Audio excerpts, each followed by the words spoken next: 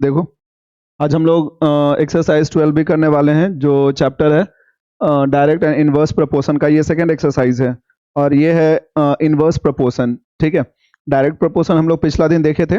जो कंसेप्ट वहाँ पे था सेम कंसेप्ट यहाँ पर भी है, बस माइनर चेंजेस है। सो क्वेश्चन नंबर 1 में देखेंगे क्या है। और क्वेश्चन नंबर 1 में देखने से पहले एक चीज हम लोग जान लेंगे कि इनवर्स प्रपोर्शन क्या होता है। डायरेक्ट प्रोपोर्शन जैसे हम लोग पढ़े थे पिछले क्लास में कि अगर हम एक चीज को इंक्रीज करेंगे तो दूसरा भी इंक्रीज होता है उसके साथ में, और अगर उसको डिक्रीज करेंगे तो दूसरा भी डिक्रीज होता है। ये है डायरेक्ट प्रोपोर्शन। और इनवर्स प्रोपोर्शन में क्या है, एक को अगर इंक्रीज करेंगे तो दूसरा डिक्रीज करेगा, और एक को डिक्रीज करेंगे तो दूसरा इंक्रीज करेगा। ये है इनवर्स प्रोपोर्शन। तो क्वेश्चन नंबर 1 में क्या है, observe the table given below and in each case find whether X and Y are inversely proportional. हमको यहाँ पे चेक करना है कि ये इनवर्सली प्रोपोर्शनल है या नहीं है। तो उसके लिए हम लोग क्या करेंगे, हम लोग सबसे पहले ये हम लोगों का क्वेश्चन है, क्वेश्चन नंबर 1, और इसे सॉल्व कैसे करेंगे।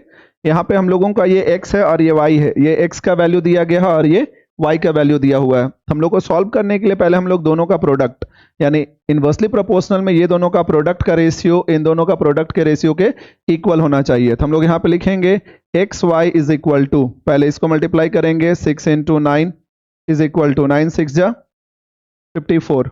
Next 10 into 15 equals to 150। उसके बाद नेक्स्ट 14 इंटू 21 कितना हो जाएगा, 14 1 जा 128 29 294। उसके बाद नेक्स्ट है 16 इंटू 24 384। तो हम लोग यहाँ पे देख रहे हैं कि एक्स वाई का जो वैल्यू आ रहा है, 9 इंटू 6 का प्रोडक्ट, 10 इंटू 15 का प्रोडक्ट, 14 इंटू 21 का वैल्यू, 16 इंटू 24 का वैल्यू, ये सारा का सारा चारों में अलग आ रहा है। ठीक है, तो हम लोग यहाँ लिख सकते हैं therefore 54 not equal to 150 not equal to 294 not equal to 384। मतलब ये चारों का चारों इक्वल नहीं है, इसलिए हम लोग बोलेंगे ये इंप्लाई करता है x and y are not inversely proportional.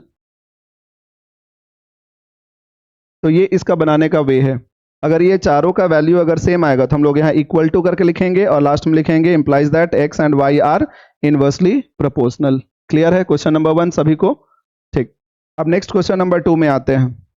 Question number 2 क्या है, ये क्वेश्चन नंबर 2 है if x and y are inversely proportional. यहाँ पे दिया हुआ है पहले से कि x और y जो है वो इनवर्सली प्रोपोर्शनल है, और हम लोगों को वैल्यू फाइंड आउट करना है x1 x2 y1 और y2, ये चारों का वैल्यू निकालना है। तो कैसे निकालेंगे, सबसे पहले हम लोग यहाँ पे बताएंगे कि x और y जो है वो इनवर्सली प्रोपोर्शनल है। तो उसका कंडीशन को लिखेंगे, हम लोग यहाँ पे लिखेंगे इस तरीके से, since x and y are inversely proportional. ठीक है, ये इनवर्सली प्रोपोर्शनल है। तब हम लोग अगर हम लोग x1 निकालना चाह रहे हैं तो x1 के लिए हम लोग क्या करेंगे, इसे कंसीडर करेंगे। क्यों? क्योंकि यहाँ पर x1 निकालना है, इसलिए ये दोनों का प्रोडक्ट, और ये दोनों दिया हुआ है इसलिए दोनों का प्रोडक्ट को हम लोग क्या करेंगे, इक्वल करेंगे। क्यों इक्वल करेंगे? क्योंकि यहाँ पे लिखा हुआ है एक्स वाई का जो प्रोडक्ट है वो क्या है, इनवर्सली प्रोपोर्शनल है, ये रीजन है। तो हम लोग यहाँ पे लिखेंगे 4x1, जैसे हम लोग डायरेक्टली प्रोपोर्शनल के लिए बनाए थे उसी तरीके से 4x1। तो यहाँ पे लिखेंगे x1 into 4 is equal to 16 into 5, फिर implies that x1 is equal to 16 into 5 divided by 4। 4 से कैंसिल होगा 4 टाइम्स में, ये इंप्लाई करता है x1 का वैल्यू क्या आया, 5 4 जा 20। तो ये हो गया हम लोगों का x1। क्लियर है यहाँ तक? इसी तरीके से हम लोग x2 y1 और y2 निकालेंगे। तो x2 के लिए क्या करेंगे, हम लोग x2 के लिए हम लोग ये दोनों को कंसीडर करेंगे, और जस्ट इसके नीचे हम लोग सॉल्व करेंगे। यहाँ स्पेस है इसलिए हम यहाँ पे बना रहे हैं 4x2। अब x2 के लिए क्या करेंगे हम लोग, यहाँ पर x2 into 2 is equal to 16 into 5। ये इंप्लाई करता है x2 equals to 16 into 5 divided by 2। 2 से कैंसिल होगा 8 टाइम्स, ये इंप्लाई करता है x2 इक्वल टू 8 5 जा 40। ये मिल गया हमको x2। इसी तरीके से हम लोग y1 निकालेंगे। y1 के लिए भी हम लोग लिखेंगे यहाँ पे 4y1।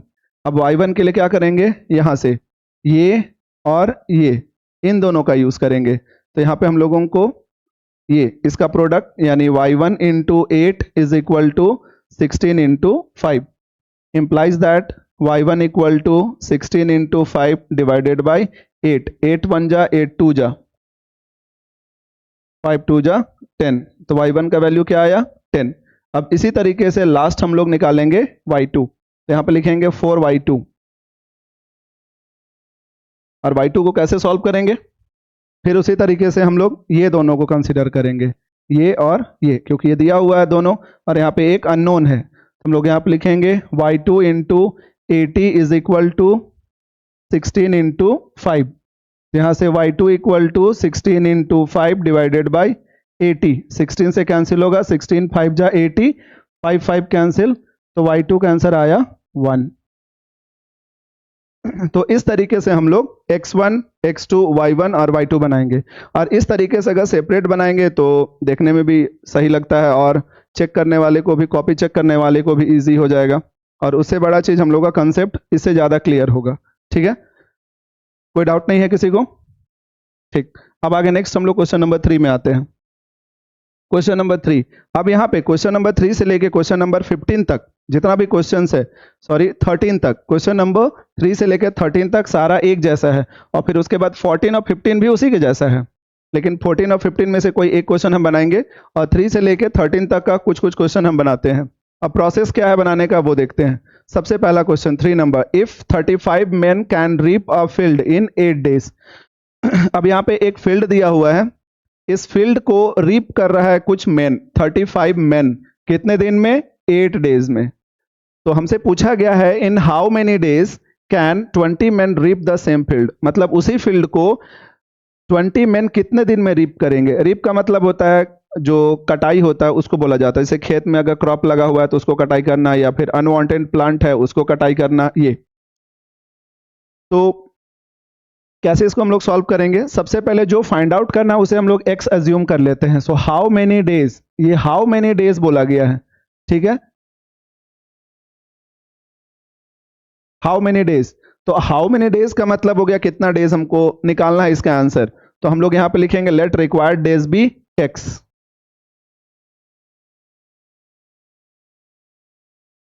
तो हम लोग यहां पे आंसर में स्टार्ट करेंगे, let required number of days be x। हम लोगों को ये मान के चले हैं कि 20 मैन जो है वो x डेज में इस काम को कंप्लीट करेगा। ठीक है, अब कैसे इसको लिखेंगे हम लोग, अकॉर्डिंग टू क्वेश्चन हम लोग को पता है ये इन्वर्सली प्रोपोर्शनल बेस्ड प्रॉब्लम है। अब कैसे हम लोग पता करेंगे कि इन्वर्सली बेस्ड प्रॉब्लम है, ये इन्वर्सली प्रोपोर्शनल बेस्ड प्रॉब्लम है। यहाँ पे देखते हैं 35 मैन 8 डेज में कंप्लीट कर रहा है, मतलब एक काम को, तो 20 मैन उसी काम को कितने दिन में कंप्लीट करेगा। श्योर है उसे ज्यादा टाइम लगाएगा, क्यों? क्योंकि ज्यादा लोग मिलके एक काम को जल्दी खत्म करता है, और अगर कम लोग रहेंगे तो उसी काम को ज्यादा दिन लगेगा। इसका मतलब अगर मेन का नंबर्स कम हो रहा है तो यहाँ पे डेज इंक्रीज होगा। तो ये हम लोगों को बतलाता है कि ये जो प्रॉब्लम है वो किस पे बेस्ड है, इनवर्सली प्रोपोर्शनल बेस्ड है। तो ऐसे में हम लोग क्या करेंगे, जो डेज फाइंड आउट करना है उसे हम लोग x इंटू किसके साथ प्रोडक्ट करेंगे, 20 मैन, क्योंकि इसी का निकालना है, इसलिए 20 इज इक्वल टू 35 इंटू 8। ऐसे आगे सेम प्रोसेस जैसे हम लोग बनाए थे पहले, x equal to 35 into 8 divided by 20। ये कटेगा 5 से, 5 4 जा 5 7 जा, 4 से 4 2 जा, तो ये इंप्लाई करता है x इक्वल टू 7 2 जा 14 डेज। डेज फाइंड आउट करना था इसलिए हम लास्ट में डेज लिखे हैं। क्लियर है क्वेश्चन नंबर 3? नेक्स्ट, अब इसके बाद नेक्स्ट क्वेश्चन देखते हैं। सारा क्वेश्चन एक जैसा है, किसी में कंफ्यूजन नहीं होना चाहिए। जैसे क्वेश्चन नंबर 12, ये तो एग्जैक्टली पिछला का कॉपी है।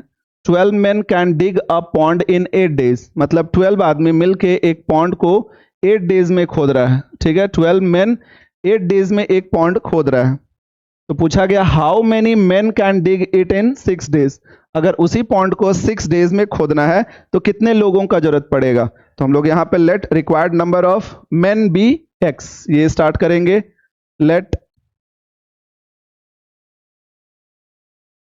Late required number of men be X. उसके बाद जैसे हम लोग बनाते हैं according to question, men X होगा इनटू कितना दिन में कंप्लीट करना है 6 डेज में, तो इनटू 6 इक्वल टू, अब पहले कितना दिन में हो रहा था 8 डेज में 12 मेन के द्वारा, तो 12 इंटू 8, ये इंप्लाई करता है x equal to 12 into 8 divided by 6, 6 से कैंसिल होगा 6 2 जा, तो ये इंप्लाई करता है x इक्वल टू 8 2 जा 16, और 16 क्या मेन, ये मतलब 16 मेन का जरूरत पड़ेगा अगर उसे हम लोग कितना दिन में कंप्लीट करना चाहेंगे 6 डेज में। तो है कि नहीं, जस्ट पिछले जैसा कॉपी ये क्वेश्चन। हाँ ठीक, आगे नेक्स्ट क्वेश्चन, क्वेश्चन नंबर 6।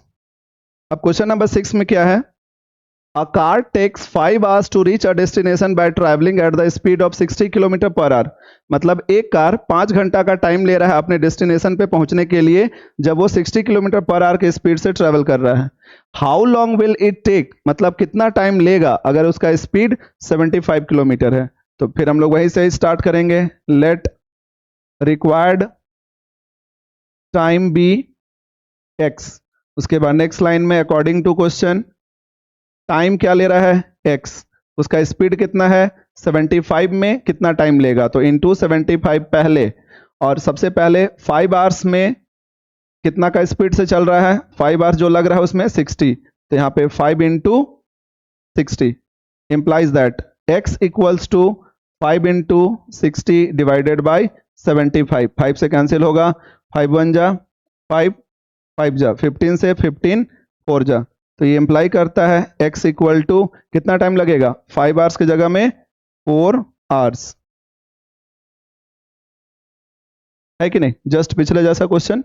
हाँ, अब नेक्स्ट एक दो क्वेश्चन हम और देखते हैं। क्वेश्चन नंबर 7 नंबर में क्या है, 7 taps of the same size fill a tank in 1 hour 36 minute. अब यहाँ पे थोड़ा सा अलग है क्वेश्चन, क्या है 7 टैप्स, टैप्स मतलब पता है सभी को नल, तो 7 टाइप जो सेम साइज का है, सारा टैप सेम साइज का है और वो टैंक को फिल करता है 1 hour 36 मिनट्स में। यहाँ पे टाइम का जो यूनिट है वो आवर्स में भी दिया हुआ है और मिनट्स में है, तो इसे हम लोग चेंज करेंगे। तो इसे जब चेंज करेंगे तो यहाँ पे जो टाइम आएगा वो कितना आएगा, 1 hour मतलब 60 मिनट और 36 मिनट मतलब 96 मिनट्स। तो ये चीज हम लोग पहले से कर लेंगे स्टार्टिंग में ही कि 1 hour 36 मिनट्स इक्वल टू कितना होगा 96 मिनट्स। इसका मतलब ये हुआ कि 7 टैप जो है वो 96 मिनट्स में एक टैंक को फिल कर रहा है। तो हमसे पूछा गया how long will 8 taps of the same size take to fill the tank, मतलब वही टैंक को अगर 8 टैप्स मिल के फिल करे तो कितना टाइम लगेगा। स्टार्ट हम लोग सेम वैसे ही करेंगे, let required time be, let required time be x।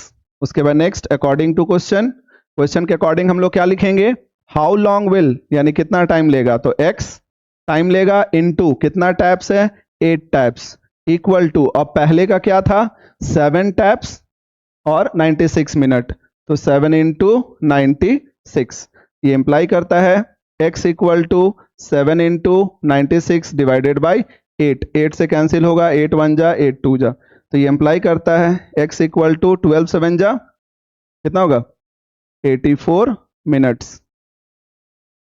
इसे हम लोग ये भी आंसर लिख के छोड़ सकते हैं, या तो फिर इसे हम लोग ऐसे भी लिख सकते हैं 84 मिनट्स है तो यहाँ पे 60 मिनट्स मतलब 1 आवर और बाकी 24, तो इसे हम लोग ये भी लिख सकते हैं x equal to 1 hour 24 minutes, ऐसे भी लिख सकते हैं, कोई कंफ्यूजन नहीं है। ठीक, अब यहां तक बनाते समय इतना तो क्लियर हो चुका है सभी को कि बनाना कैसे है इनवर्सली प्रोपोर्शनल बेस्ड प्रॉब्लम को, कि सबसे पहले हम लोगों को जो फाइंड आउट करना है उसे x ले लेंगे, उसके बाद अकॉर्डिंग टू क्वेश्चन करके जो फाइंड आउट करना है उसे x एज्यूम करेंगे और वो जिसके साथ में दिया है उसको इनटू करेंगे और पहले से जो दो टर्म दिया है उसे हम लोग इक्वेट करेंगे मल्टीप्लाई करके। ठीक है, नेक्स्ट क्वेश्चन, क्वेश्चन नंबर 9, ये सेम है जस्ट पिछले जैसा है, देखो 8 taps of the same size fill a tank in 27 minutes, यहाँ पर 8 टैप्स है और 27 मिनट्स टाइम लग रहा है। अब यहाँ पे एक थोड़ा सा क्वेश्चन चेंज किया हुआ है, if 2 taps go out of order, इसका मतलब है 2 टैप आउट ऑफ ऑर्डर हो जाता है, इसका मतलब है वो खराब हो जा रहा है। और 2 टैप अगर खराब हो जा रहा है तो कितना टैप बचेगा उसके पास? 6 टैप बचेगा। तो पूछा how long would the remaining tap take to fill the tank, तो वो 6 टैप में कितना देर में पानी फिल करेगा। ठीक है, तो यहां पर भी सेम हम लोग उसी तरीके से स्टार्ट करेंगे। Let required time be x, उसके बाद next according to question x time पे, तो x इंटू इस बार कितना टैप है? 6 टैप है, क्योंकि पहले से 8 था और 2 टैप खराब हो चुका है, तो इसलिए 6 टैप खराब हो गया, मतलब वो बंद हो गया, इसलिए माइनस करेंगे। तो x इंटू 6 इक्वल्स टू कितना हो जाएगा? 8 इंटू 27। अब यहां पर एक चीज और, अगर मान लिया जाए वहां पे लिखा रहेगा इफ 2 टैप्स एडेड, मतलब 2 टैप्स अगर और ऐड किया जाए या उसके साथ मिला दिया जाए तो कितना देर में टैंक फिल करेगा। तो वैसे केस में हम लोग 6 के जगह में क्या लिखेंगे? 8 + 2 10। ठीक है, अब आगे इसको सॉल्व करते हैं। x इक्वल टू 8 इंटू 27/6, 3 से कटेगा 3 2 जा 3 9 जा 2 से 4 टाइम्स, तो ये इंप्लाई करता है x इक्वल टू 36 मिनट्स। इसका मतलब है कि ये 36 मिनट्स में पूरा टैंक को फिल कर देगा। कोई कंफ्यूजन नहीं यहां तक? तो क्वेश्चन भी जस्ट ये भी पहले जैसा ही है। 1-2 क्वेश्चन और देखते हैं हम लोग। ये क्वेश्चन नंबर 12, यहां पे क्या है? In uh hostel 75 students had food provision for 24 days. मतलब यहाँ पे स्टूडेंट जो है, एक हॉस्टल में 75 स्टूडेंट्स है और उन लोगों के लिए जो खाना दिया हुआ है वो कितने दिन के लिए है? 24 डेज के लिए है। अब क्वेश्चन ये है कि if 15 students leave the hostel, मतलब 15 स्टूडेंट क्या किया? छोड़ दिया। क्या चीज? हॉस्टल। और 15 स्टूडेंट अगर हॉस्टल छोड़ दिया तो कितना स्टूडेंट बचेगा इसमें? 60 स्टूडेंट, क्योंकि 75 माइनस 15 करेंगे तो 60 स्टूडेंट्स बचेगा। तो ये पूछा गया है 60 स्टूडेंट्स के लिए ये खाना कितने दिन चलेगा या कितने दिन में वो लास्ट होगा, ये पूछा गया है। तो हम लोग वापस ऐसे स्टार्ट करेंगे।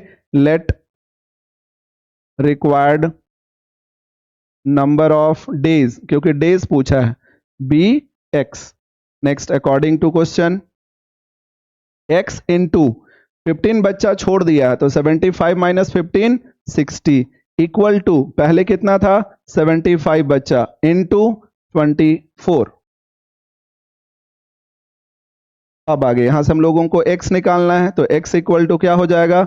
75 इंटू 24 डिवाइडेड बाई 60। किसे कटेगा? 6 से, 6 1 जा 0, 6 4 जा, उसके बाद 2 से 2 5 जा 2 2 जा 5 से 5 1 जा 5 5। तो ये इंप्लाई करता है x इक्वल टू 15 2 जा 30 डेज। इसका मतलब है कि अगर 15 बच्चा छोड़ देगा तो ये 24 डेज के जगह में 30 डेज वो खाना चलेगा। क्लियर हो गया? तो हम बोले थे पहले ही स्टार्टिंग में कि क्वेश्चन नंबर 3 से लेके 13 तक का क्वेश्चन एक जैसा है, लगभग सारा, थोड़ा थोड़ा चेंजेस है। तो इतना क्वेश्चन बनाने के बाद ये क्लियर हो गया होगा कि कैसे बनाना है। क्लियर है सभी को? ठीक, अब एक लास्ट बचता है क्वेश्चन नंबर 14, वो हम बनाते हैं। और क्वेश्चन नंबर 14 क्या है? सॉरी 15, 14 15 एक जैसा है, हम एक बना रहे हैं। If x and y vary inversely and x equal to 18 when y equal to 8, मतलब ये दोनों एक साथ है और वहां पे पूछा है अगर y 16 होगा तो x क्या होगा। Same process according to question लिखेंगे हम लोग डायरेक्ट। यहाँ पे हमको फाइंड आउट करना है x, तो x को हम लोग लिखेंगे यहाँ पे x इंटू वाई का वैल्यू दिया है 16 इक्वल्स टू यहाँ पे दोनों दिया है तो 18 into 8 implies that x equal to 18 into 8 divided by 16। 8 से कैंसिल, 2 टाइम्स में 9। इसका मतलब क्या हुआ? x का वैल्यू कितना आया? 9। क्लियर है सभी को? तो मेरे हिसाब से ये पूरा का पूरा चैप्टर क्लियर हो गया। बाकी अपने हिसाब से देखो कैसे बनाना है इसको, ठीक है? लेकिन ऐसा नहीं होना चाहिए कि कंफ्यूजन हो। अगर होगा तो दोबारा एक बार पूछोगे, हम दोबारा क्लियर करेंगे, ठीक है? और सारा क्वेश्चन एक पैटर्न में हम बताए हैं, तो एक ही पैटर्न में तू लोग भी फॉलो करोगे और बनाओगे, ठीक है? ठीक, बनाओ अब स्टार्टिंग से एक बार।